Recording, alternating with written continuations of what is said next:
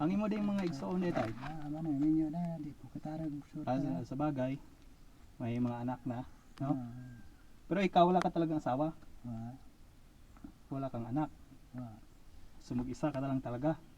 Yung mga kapatid mo saan na? Madabo, napuda sa lumbog. Malalayo na din. Ilan ba kayo magkakapatid? 8. 8. Marami pala kayo. Na langit ang isa. Okay.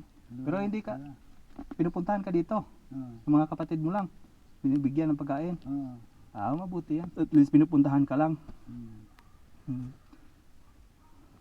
May nagbibigay lang din sa'yo. Maslingan po. Dito, mga kapitbahay mo, nagbibigay din sa'yo. Sobrang mababait pala yung mga kapitbahay mo. Binibigyan ka. Kahit pa paano, di ba? Kasi mahirap nang magtrabaho ng mabigat. Napilayan ka na. Dito ka lang talaga. Pero tambayan mo doon, masarap. Talaga pagka-init yan. Init yan sa loob. Mainit talaga. Maliit lang yung bahay mo.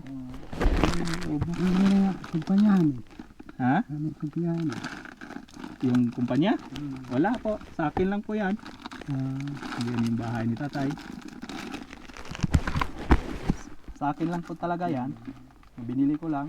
Bigay ko sa mga nangangailangan din. Kahit pa paano, bibigay ng unti. Kanina, inanoran kita. Lang, kunwari ko lang yun. Nawawala ako. Pero sa totoo lang, tinisting lang kita. Kung magbibigay ka ng pagkain sa akin. Dagan salamat tayo. Paano, alis na ako.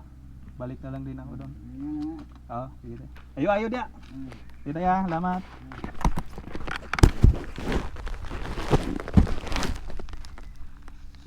Sige tayo, salamat.